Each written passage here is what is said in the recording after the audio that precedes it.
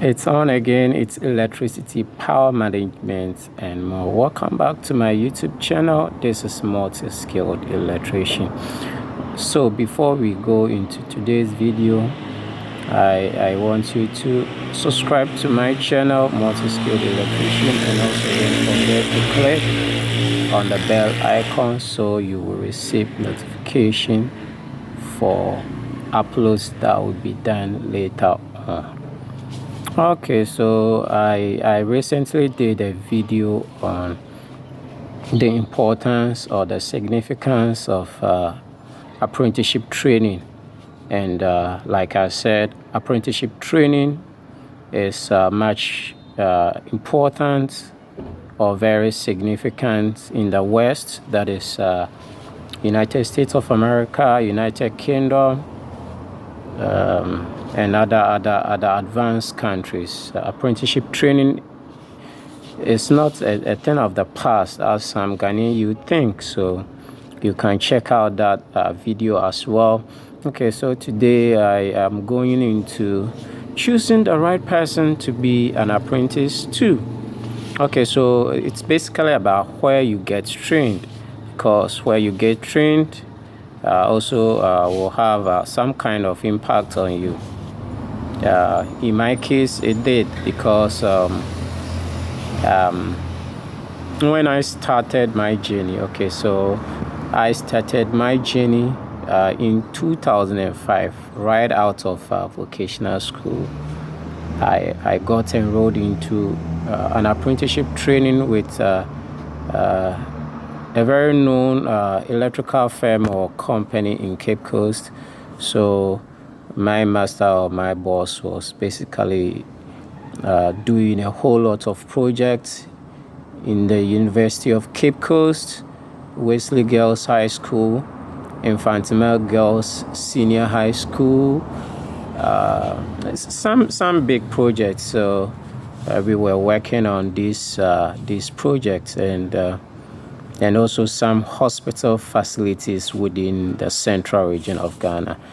And so I went in as a 10th apprentice. When I went in, there were a whole lot of guys who were already in training. So just like what we practice in senior high school or secondary school in Ghana, that kind of custom or silly tradition also exists in apprenticeship training. So when I went in, I will not be punished, but most of the silly responsibilities will be shifted to me. So when I started my apprenticeship training, I was in charge of packing tools, and let's say when we close from work and our master cannot get to the site to convey us with his vehicle to our location, or to where we will get cars to our homes. Do you know what? If it's a ladder, whilst the masters and seniors are going their own way, you will carry a ladder. I remember one guy who came in, and because of this situation, he was supposed to carry a ladder from SRC hostel to Pedu. Those of you who know Cape Coast, by chance, if you know Cape Coast, from SRC hostel, that is on your road to architecture, that is around UCC community. So from SRC hostel to Pedu, Tibetan Junction, it wasn't easy. He was supposed to carry this ladder, and he kind of felt shy and he didn't do it, and so he left the job. So these were some of the challenges that I faced. So when I started my journey, most of the time I'm doing chiseling work, or I'm filling pipes, PVC pipes with sand. Okay, why filling PVC pipes with sand? Okay, so in our day, I started my journey in 2005. So in our day, the pipes, the PVC pipes on the Ghanaian market was just a few options. Okay, so basically it was about Duraplast and Interplast, but for some reasons, most of the time we will be working with Dual Plus. So Dual Plus, in our electrical installation, we burn pipe often. There are places that when you are supposed to curb a pipe, we have a way of going about it. So in our time, I have to fill these pipes because it's not easily bent. I have to fill them with dry sand. This dry sand must be of smooth grade. And one thing that will shake your faith is when it rains. Okay, so when there's a downpour, meaning the sand will be wet and you can't fill in the pipes with the wet sand. When you fill in with the wet sand, when you put it on fire, you can't burn it. You can't get a very good burn. So you have to put the sand on in a head pan and put it on fire. You fry it like how petty traders fry their peanuts or granules.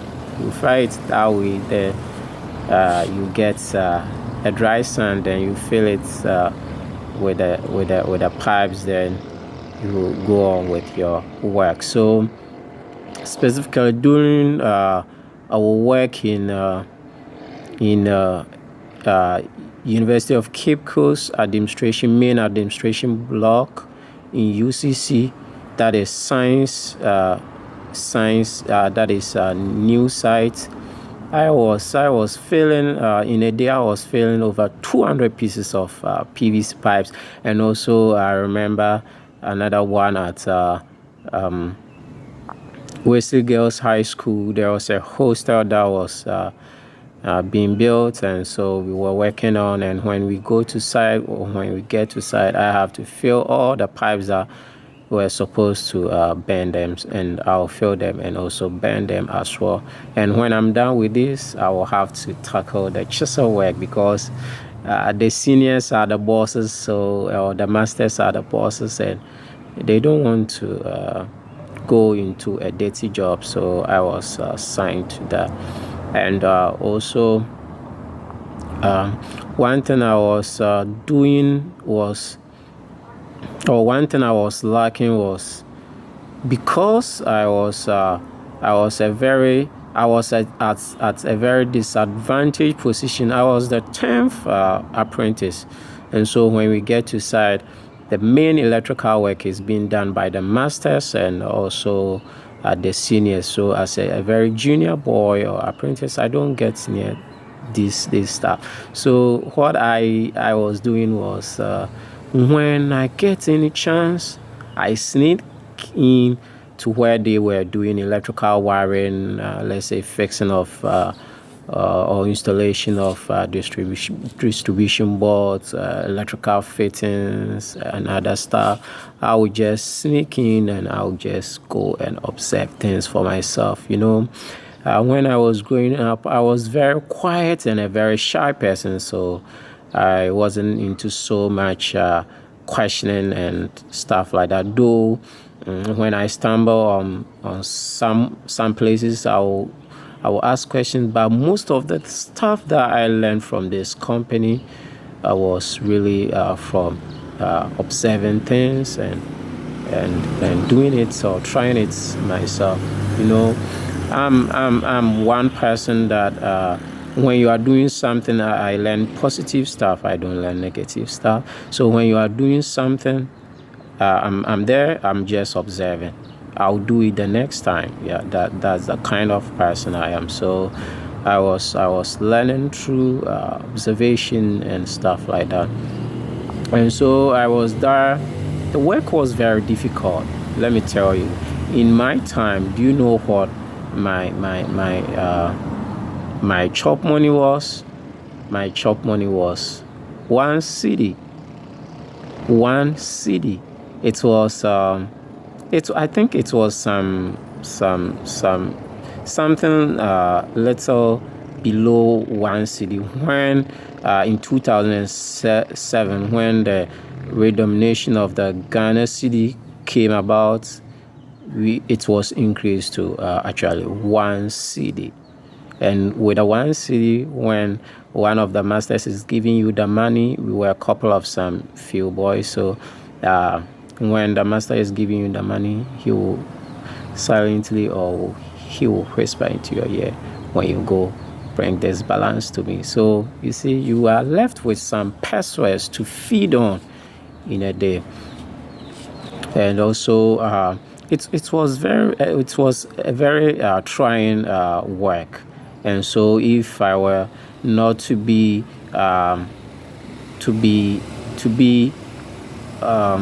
someone who is really interested, or who really went into the trade with an aim or with a vision, I wouldn't be able to pull through it, because it was very serious.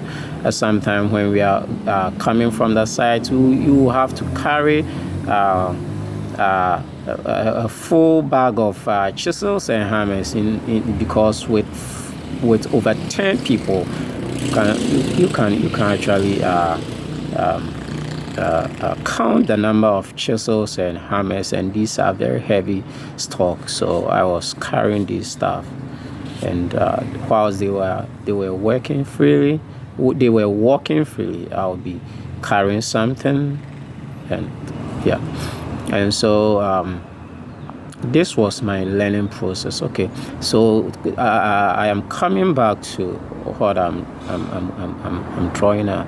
So when you are choosing a company or a place to do your apprenticeship training, always choose a place that the person is knowledgeable, the person is experienced, the person doesn't have issues, and the person is also ethical.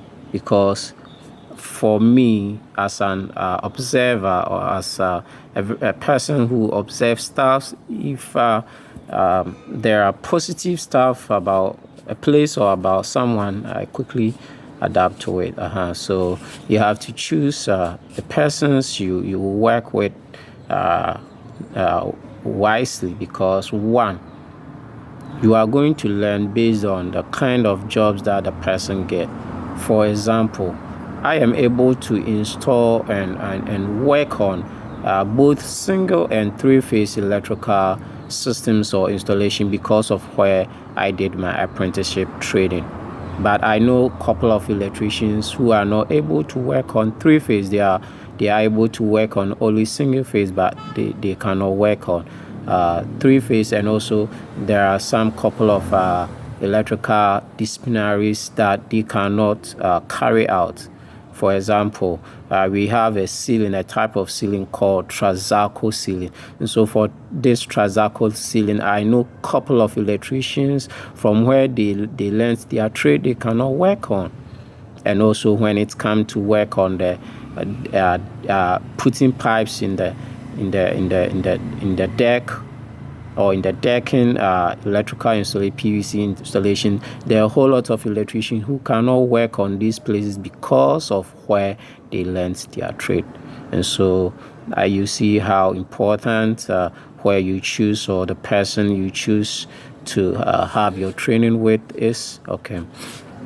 And one thing also you have to consider when you want to go into apprenticeship training, you just don't get up and go into apprenticeship training. Just this afternoon, I was having a chat with one guy, and his situation is very sad.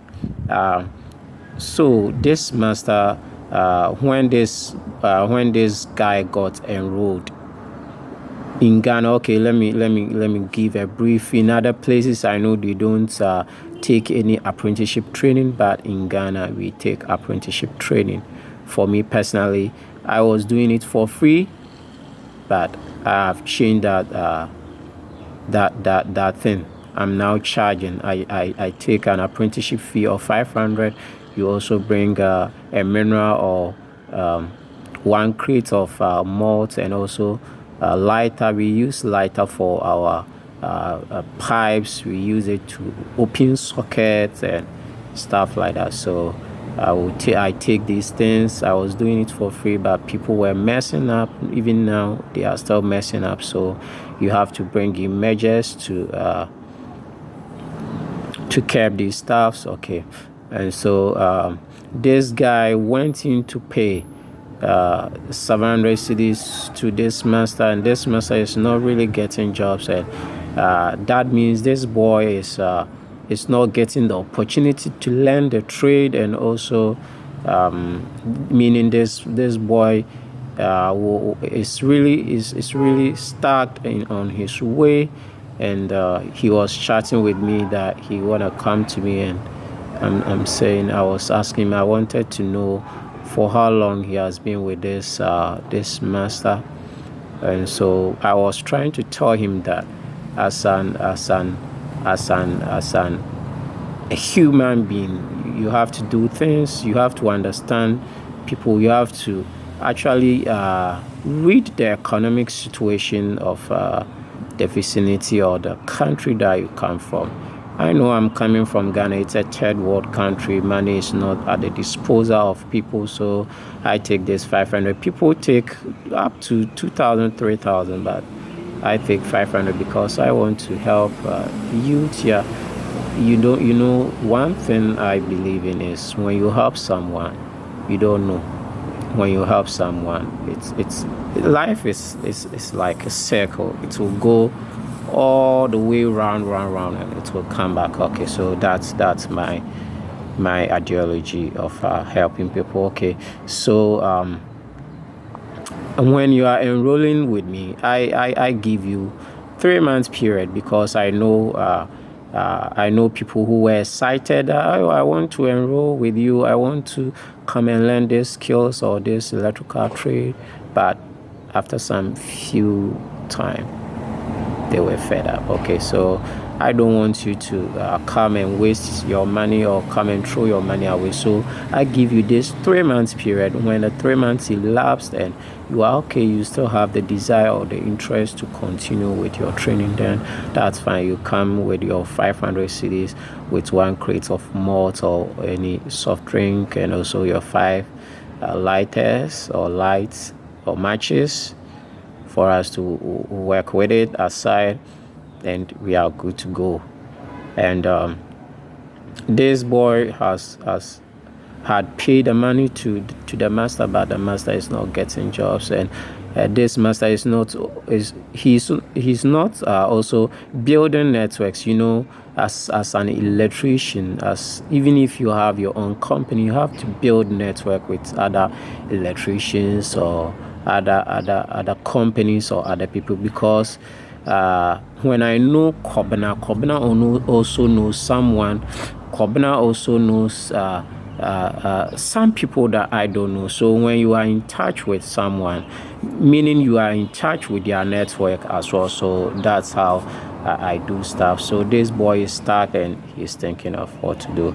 And so I was coming to upload this video, so I'm chipping. If you are youth, you are out of secondary school or senior high school, you're out of vocational or technical school, or probably you were not privileged to continue your education right after junior high school, I recommend apprenticeship training for you. And also, when you are going into it, choose wisely. Choose your masters or choose a company that you will work with wisely, because there are so many impact that will have on you. Okay, so for example, let's say you work with a master who doesn't really have jobs, and also he's not ethical, he's rough, he do things anyhow, and most of the jobs that he actually worked on, he's not called again.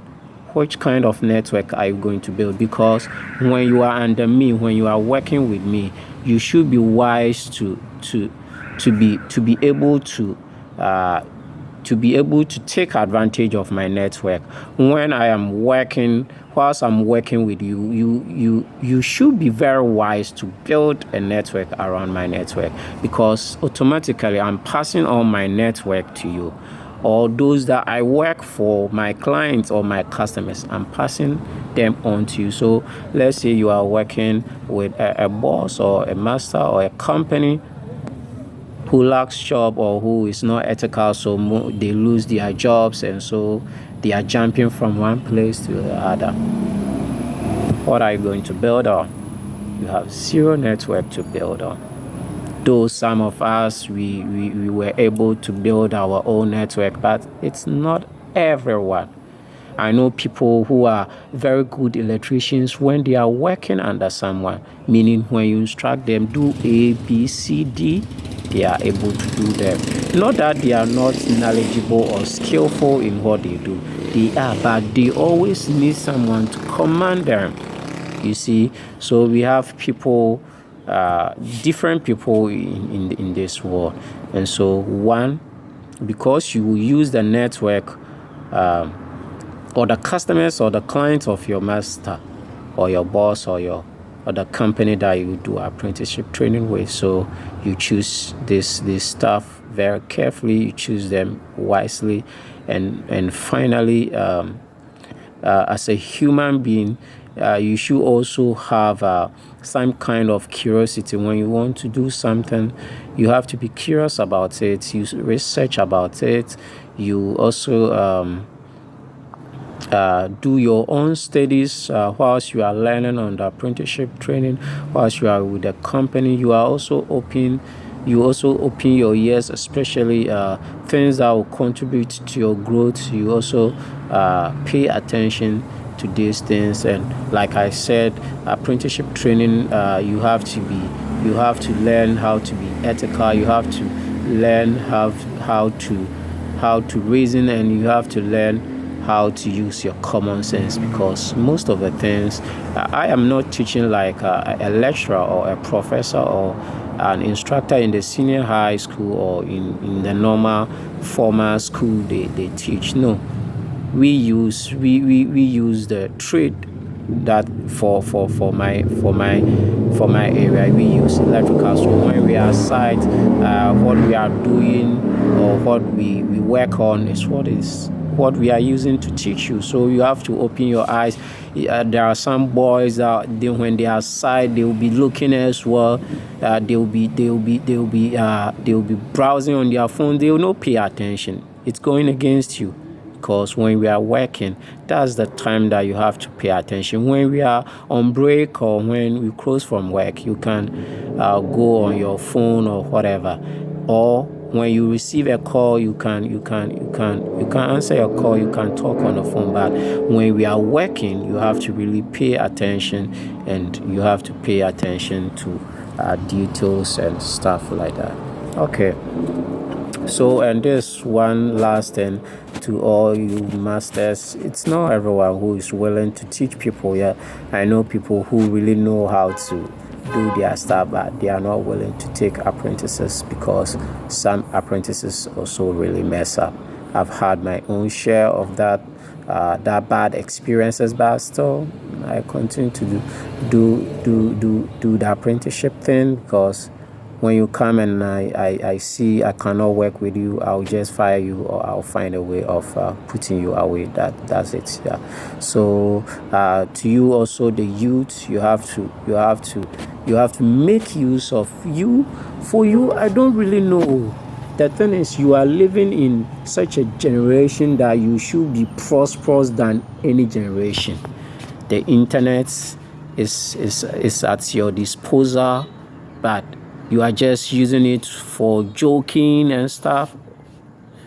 The thing is, this artisanal thing or this trade or skills that we are joking with here, when you go to advanced countries, I have a couple of people that I follow on YouTube. I follow a plumber from UK and US.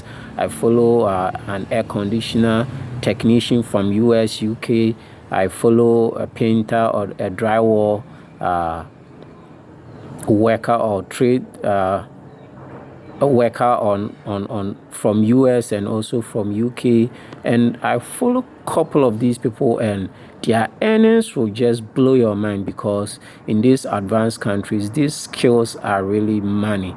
They are like gold. They are like cocoa in Ghana. So you should take note of that. You don't know what will happen. You don't know. No one knows the future.